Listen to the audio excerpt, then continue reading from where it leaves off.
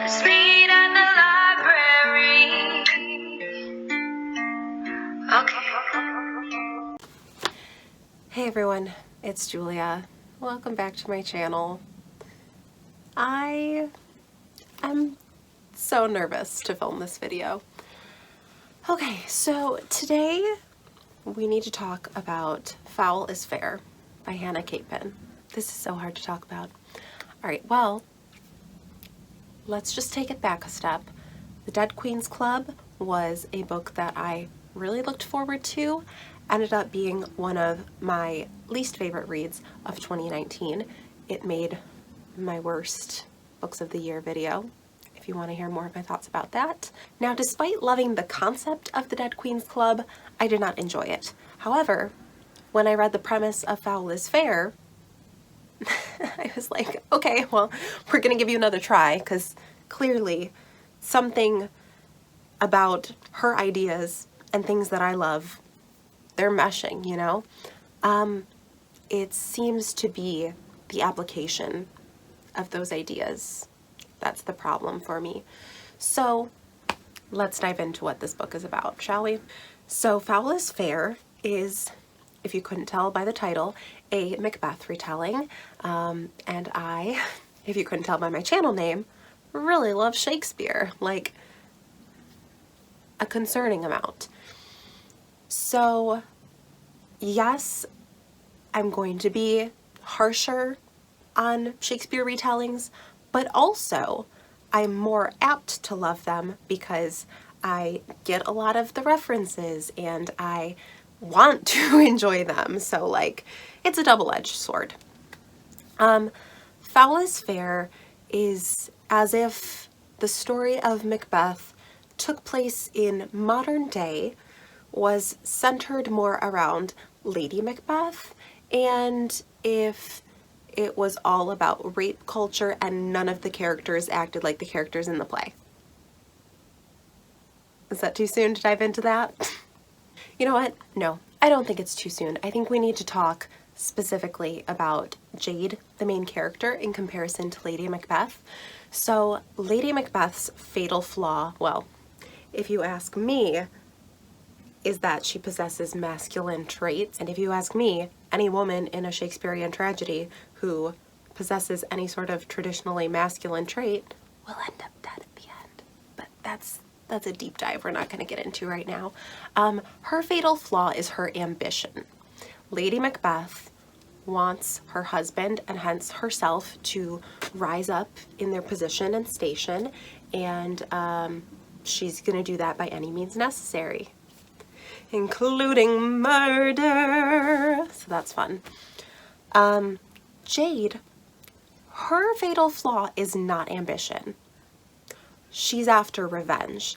And that, I think, was the beginning of the end for this book, because those are two inherently different characters after two incredibly, incredibly different goals. Yes, Jade is ambitious in her rise to the top of her high school social hierarchy in order to exact her revenge, but I don't think that's the same. She's not doing that for her own pleasure. She's doing that to win. So that just immediately didn't sit well with me and continued not to sit well with me for the entirety of the novel. Another issue I have with Jade versus Lady Macbeth is, so Lady Macbeth, like I said, kind of inhabits these traditionally masculine traits like ambition and like fearlessness, and she's just going to go for what she wants. Like, that's just her deal. Jade, on the other hand, is full of this fake feminism where it's like, our heels are sharp and our lipstick is blood red, but I'm going to totally like dismantle any girl who is not one of my friends because they're not like us. We're the fierce girls. And it's like, if you were actually that feminist, you wouldn't be shitting on every other girl you've ever met in this entire book.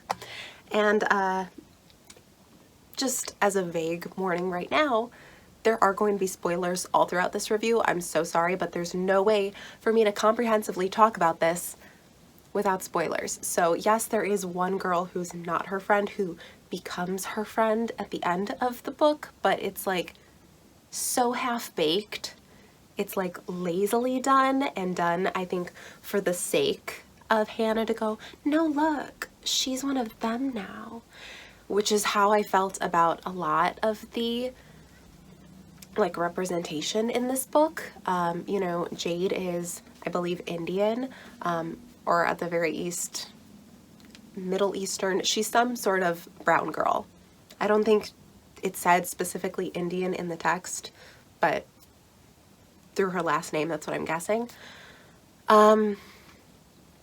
But not to say, I never want it to sound like I'm saying, oh, but if the character is this, then the story should be about them being that. Like, that's not what I'm saying. I'm not saying that a story has to be about the inherent struggles of a certain kind of person in any sort of like diverse character situation.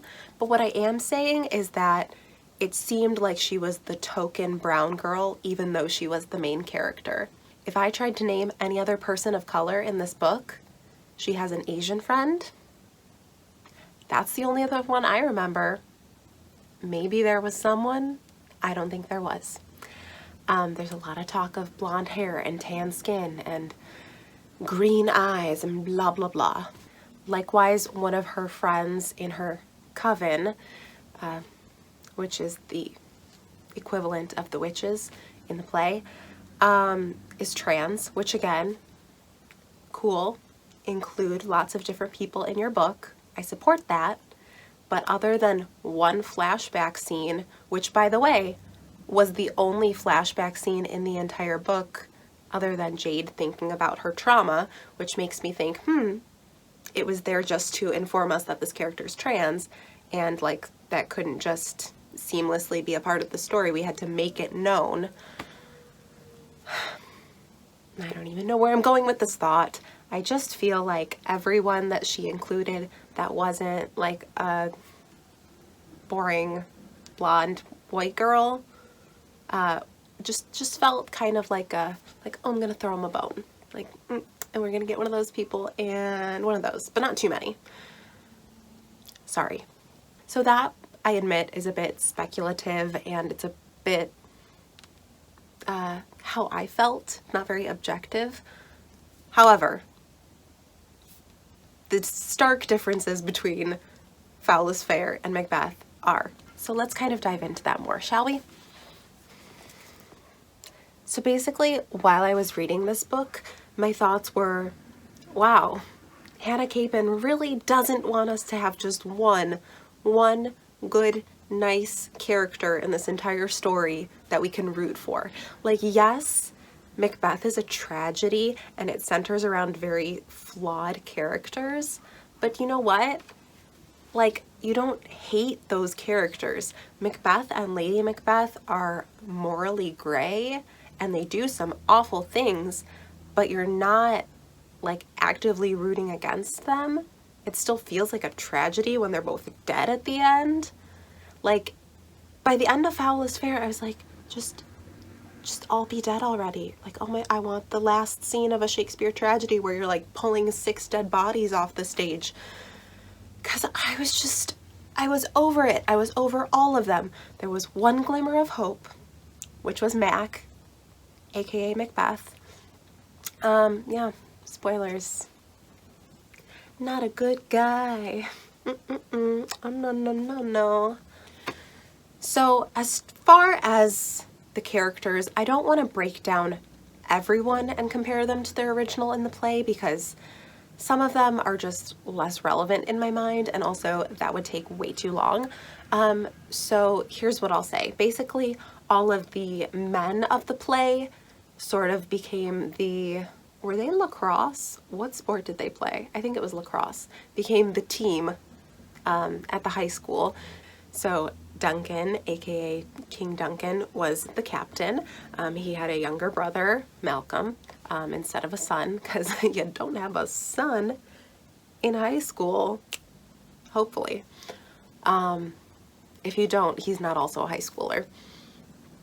Mac, aka Macbeth, was on the team. Banks, aka Banquo, on the team. Duffy, aka Macduff, on the team. And Connor, aka... Shoot, I did this while I was reading it too. What's his real name?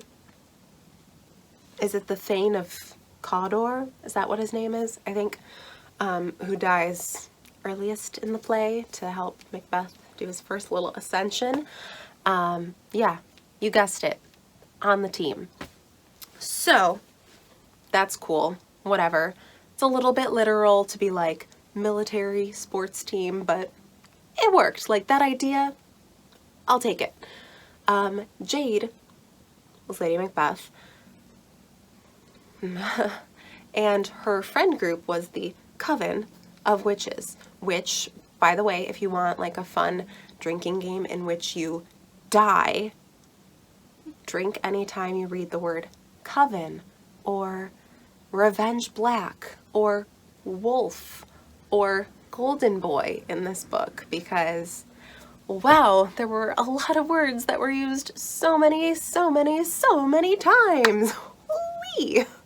I don't inherently hate the fact that the Coven was her friend group, even though in the play, the witches and Lady Macbeth have nothing to do with each other than that they're prophesizing things that involve Lady Macbeth tangentially.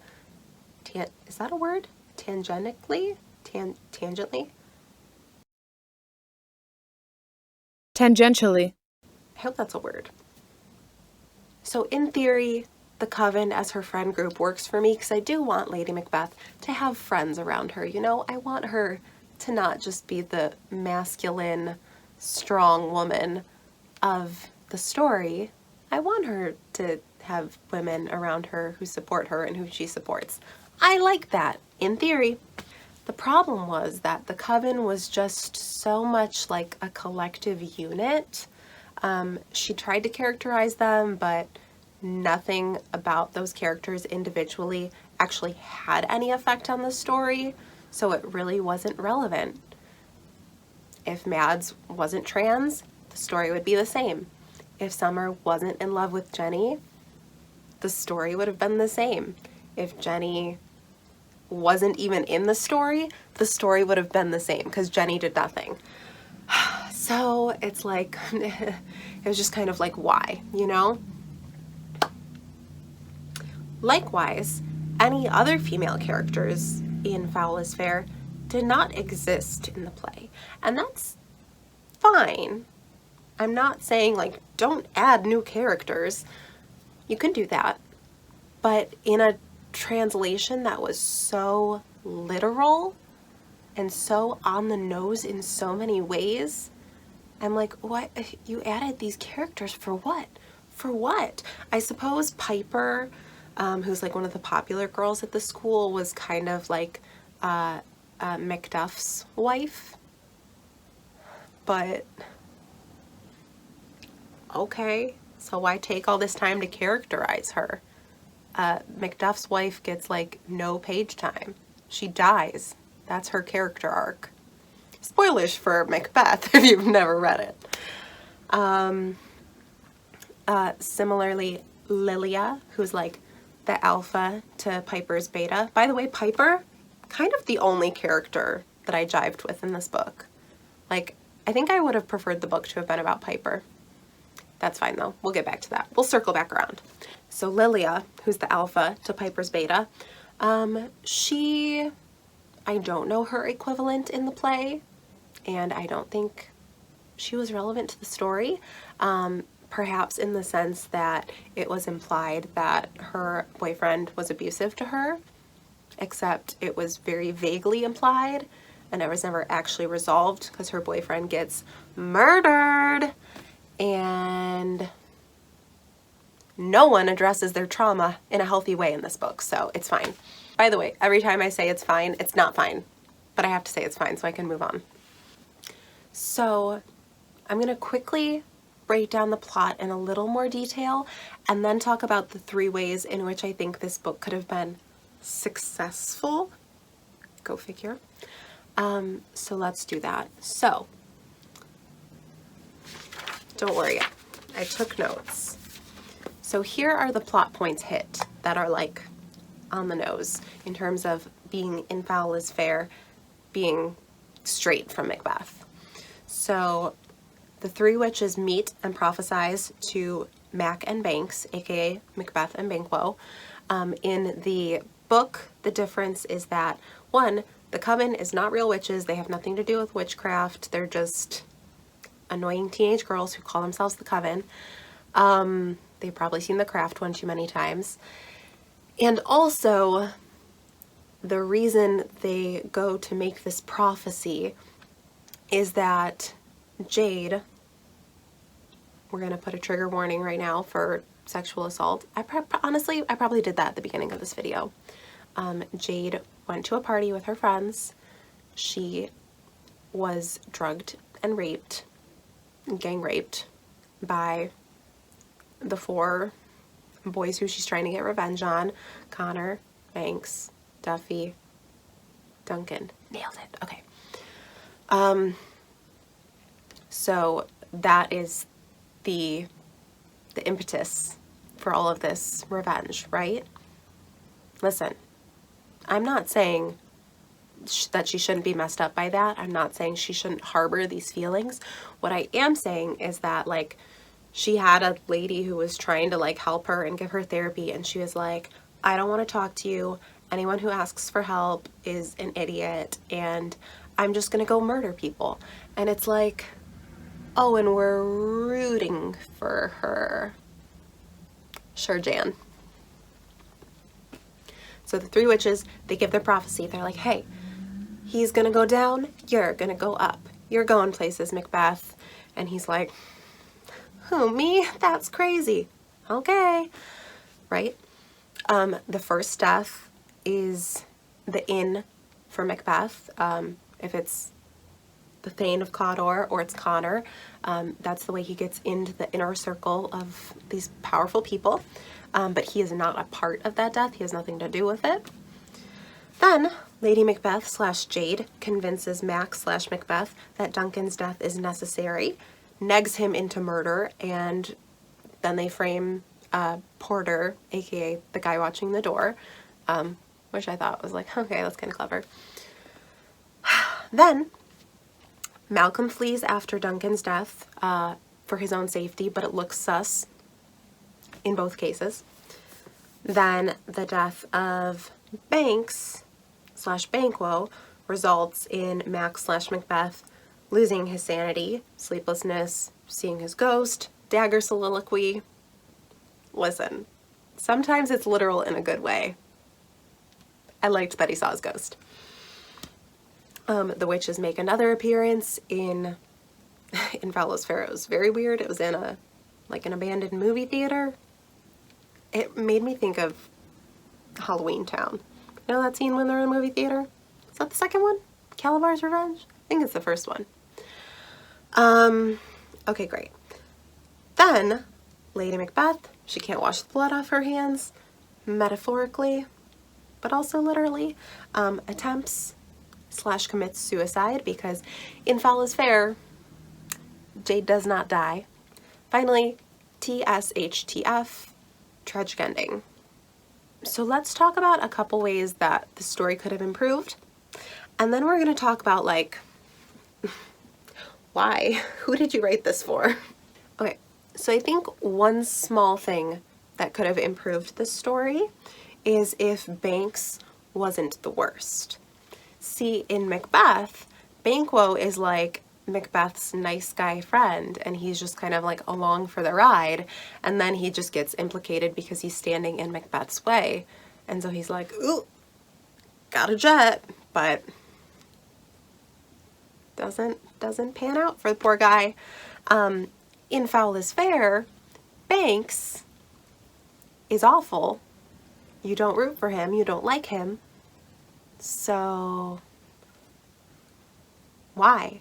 Like, we couldn't, if we had tried, we could have had a character with nuance who seemed really likable and like witty and charming, but also was a rapist and a bad person. Like, that could have been a really interesting dynamic to explore. And hello, like, we're talking about morally gray characters, right? There's a great thing to play off of. Now, also, by the way, sorry, this just like weirds me out. I'm not saying that like one crime is worse than another crime, but it's like we're supposed to be actively rooting against these rapists, but we're supposed to be actively rooting for a serial killer? Riddle me this. Doesn't add up. A much bigger thing that would have helped this story is if Duffy was not a bad guy. So hear me out. For my notes for Duffy, I put, I'm the bad guy, duh, which really sums it up. And in Foul is Fair, by the way, Duffy does not kill Mac, which if you know Macbeth, that's like the big plot twist, is that no man of woman born can kill Macbeth, but Macduff was a C-section baby, so he doesn't count. Like, Shakespeare's so weird. So Macduff kills Macbeth, Duffy does not kill Mac, so that doesn't add up. Which, you know, is fine. Write your story however you want. But here's my idea, right? So hear me out. In the play Macbeth, Macduff kind of serves as this character foil to Macbeth, right? So here's how she could have made her plot twist really work in Foul is Fair. The plot twist in Foul is Fair is that Jade is with Mac and he's helping her get revenge and he's helping her kill people and he's killing people, but then it turns out he's the one who handed her the spiked drink and she had not remembered that. What if her memory had also been incorrect about Macduff and he actually had not been involved in her sexual assault at all? Something to think about. I think that would have been A, doubly twisty, so even better, and also would have made more sense with like how their characters originally sort of interwove in the narrative. And then here's my favorite idea, because it involves a character who's not a monster. So there's a character in Macbeth that we have not talked about at all. It's one of my favorite characters, even though he's a minor character, and it's Fleance. Fleance is Banquo's son, who is sort of, well, he's with his dad fleeing assassination. Banquo is killed, but Fleance escapes. And so he's like this kind of symbol of hope because Banquo's sons and whatever are supposed to be kings, and his son is still alive. And in some productions of the play, they have him reappear at the end, sort of to really drive that point home. Even though it's tragedy, but it's cool. I like a ray of hope in all the darkness. Here's what should have happened. How easy would it have been for Banks, aka Banquo, to have a girlfriend character, Florence, if you will, who doesn't suck, and when Banks dies, she doesn't, even though maybe they were planning to get both of them because whatever reason. Honestly, actually, I know why Jade would have tried to kill her, because Jade is willing to kill anyone who's like vaguely associated to her assault. Like, I'm surprised she didn't try to murder whoever like brought the bag of Solo cups to the party. So then when all of these cool kids are being axed left and right, and suddenly the popular girls and boys have like no one left, who is there but Florence to take the crown as the only not garbage human at St. Andrew's Prep? And then we have a somewhat happy ending despite all these people dying. Again, a ray of hope. I'm not saying that I could have written the book better. I'm just saying I like my ideas better. Okay, finally, I just want to read some questions that I wrote at the bottom of this page because, you guys, I'm not exaggerating. this is how much I wrote down thinking about this book. Like, I just, okay.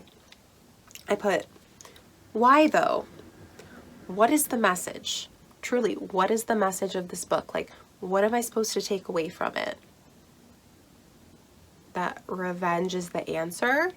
Because Jade successfully kills all these people and she does not die. Unlike Lady Macbeth, she survives this story. However, is the revenge worth it if Jade is caught? She is arrested at the end. Where's the catharsis of, I was attacked, I got my attackers, I'm on top, if she gets arrested and probably spends the rest of her life in jail? Like, okay, why belittle survivors who accept help? Jade totally berates that poor woman who's just trying to help her.